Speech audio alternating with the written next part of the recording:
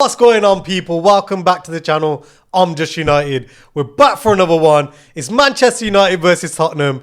Away from home, the relegation battle begins. It's a big game, and I'm joined by my boy Mando. What's going on, Red Devils? And you ready for this weekend now? I'm ready, man. I'm ready. Yeah? Are you ready? I'm always ready, man. It's only Tottenham. It's only Tottenham. Say no more. There's a few things I want to talk about, but how you feeling going into this game? I'm very confident. I don't know, when we play the big teams, I'm confident. I thought we'd beat Arsenal. Yeah. I thought we'd beat City. And I think we'll beat Tottenham as well. Okay. Easy. I like the energy. Light work. The way we are playing at the moment is such a difficult moment for both teams. I hope that we're able to, push over the line and get that win. Oh, yeah, without a doubt. I think, as you said, it won't be a walk in the park. But I think definitely we'll come back home with the result, the 3 points. Okay. Yeah. So there's a few things I want to talk about for this episode. One of them being Ruben Amorim. He's had it tough. I think we've had something like 8 losses underneath him. He didn't really get backed in the January transfer window. We got a left wing back. He looked good. I'll be real. He looked good in that Leicester game. But he didn't really get backed with, we maybe needed a striker. Maybe needed a centre-back. Maybe needed a midfielder. We need all positions, really. But, with PSR, it was a bit difficult for him. How do you think that, Ruben Amorim can turn this around? The number one thing is don't change the game. Don't change your style. I think if you do that now, it'll be far worse off situation. Just keep aiming for what you're aiming for, and let's just keep building on it. I'm liking the way that we're playing. Are you happy? I enjoy watching us play now. Yeah. Not all the time. Not all the time, but at least there's a bit of excitement. Yeah. Like, I'd watch games under Eric and I'd be half falling asleep because it's just almost sideways football. Yeah.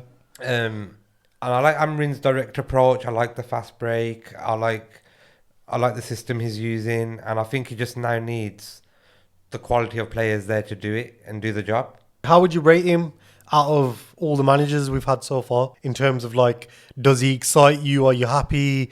Do you think that we will progress, or do you think we're going backwards? How do you feel? It's a good direction from the previous manager. Okay. I think we still need to see a bit more from him. I feel like we gave Mourinho and Ali and Eric time. I think Mourinho's been our most successful in the past since Fergie's era, in my opinion. Don't know about you. Yeah. No, I agree. I think Ruben can follow suit as well. Okay. Without a doubt. I think his mentality, being an ex-football player himself, he understands the emotions on the pitch. Smashing TVs. Yeah. Off the pitch, you know what I mean? Yeah. So I think he's got the passion. He wants to win. He wants the players to live up to the expectation of the Man United badge, which I think certain players haven't done. I agree, and which is why, the second thing I want to talk about, because it is, let's be real, it's a relegation battle with Tottenham. They're in a worse off position than us. They're playing terribly as well. And, I don't know what Big Ange is going to change, because I'll be real, I did like him when he first came in, and I still do to some extent. But, he's stubborn. He has to change the way he plays, because that clearly isn't working. Whereas with Ruben Amorim, in some games, like against the big teams, we do play well, and you can see there is a way to get at them. And, it is a relegation battle because, it only takes a couple of results for us to be back down there. I don't think we'll get relegated. I hope not. I hope not. Never say never. But I don't think we'll get relegated at all. We're not in any danger, you don't think? I don't think we're in any danger. I think it's just media hype, trying to make a bigger deal out of it than it isn't. Maybe put more pressure on us, maybe. Yeah. It does feel like that. Tottenham, Big Ange, I think he's an overachiever. I think he needs to be realistic. He's at Tottenham. Yeah. Maybe win a smaller cup and build from that success.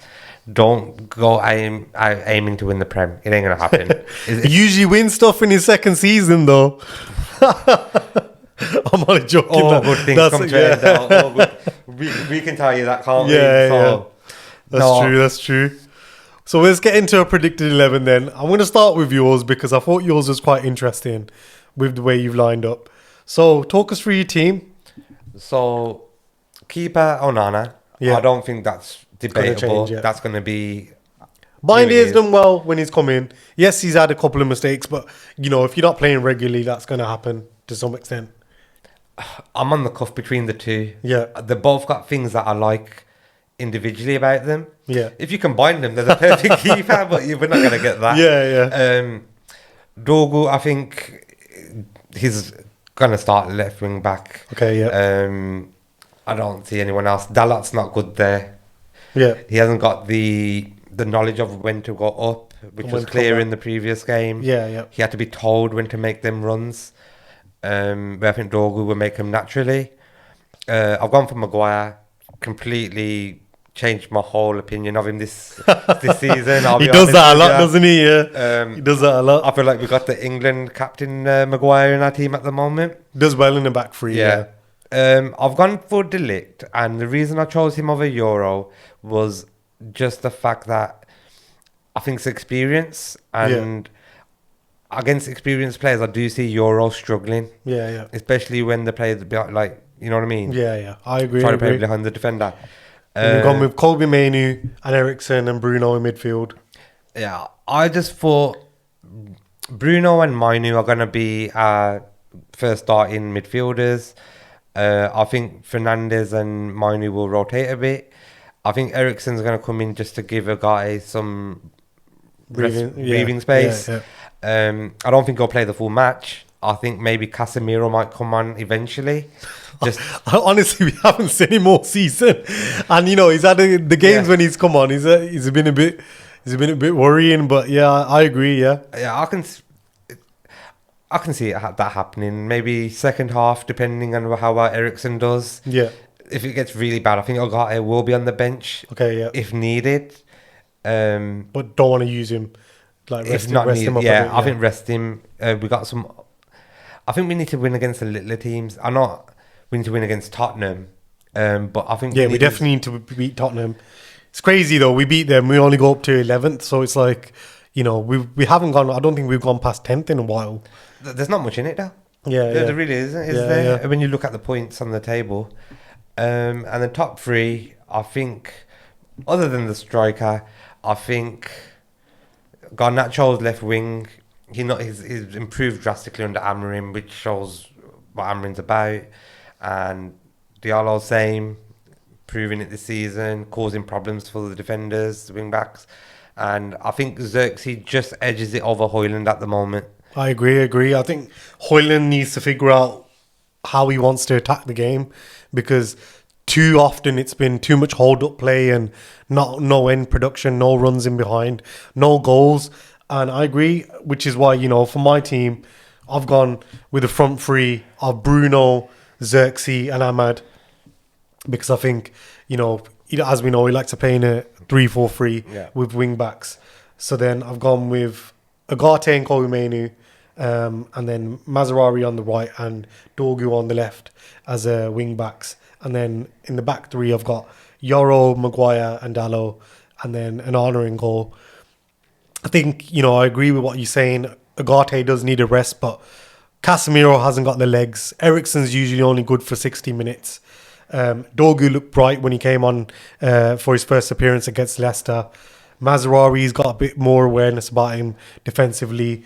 Maybe not so much going forward, but I think, you know, with those two on wing backs and then the back three, Dalot playing left back and Yoro on the right, it just provides a little bit more stability. And then obviously we spoke about Maguire. He's done quite well this season, and, you know, he's showing that if you play well, this manager gives you a chance, because, you know, it's not based on, you know, if he likes you or he doesn't like you. It's based on pure performance. If you do well in training, you do well in the games, you get to play, which is the way it should be, exactly. Yeah. And, you know, I'm happy with that team, and I think, you know, although we've got a couple of changes from each other, it's not too different. But yeah, I'm hoping we can get a result. As you can see on screen now, they like to line up in a 4-2-3-1. Son up top, Kulusevski in behind him, Sarr on the right, Tell on the left. Obviously, he was linked with United in the January transfer window, so it'll be interesting to see what he does. He scored against us in the Champions League when he was playing for Bayern Munich. So it'll be really interesting. He'll obviously want to get a goal because he was linked with us. Basuma and Bergval in midfield. And then a back four of Spence, Gray, Danso, and Porro. And then Kinski in goal. This is how they lined up against Villa. Obviously, they lost that game, so there might be some changes in there. But the two people that I think that are going to cause us problems are the two people you can see on screen right now. Kulusevski and Son. Son, as we know, he can score a goal if he gets the right chance. And Kulusevski likes to run in behind and also make some chances for his teammates. They're both hard workers. But as we know, we're both in quite a poor position at the moment. And it's all about who can find that goal and get that, that extra edge on each other. It's going to be a tough game. Let us know what you guys think. Do you think that Manchester United will win this? Or do you think Tottenham will win the game? I personally think it's either going to be 1-0 United or we're going to win 3-1. Okay. Either because it was nipping a goal at the very last minute, as we did against Leicester, or I think we'll score one maybe early in the first half and then another two in the second.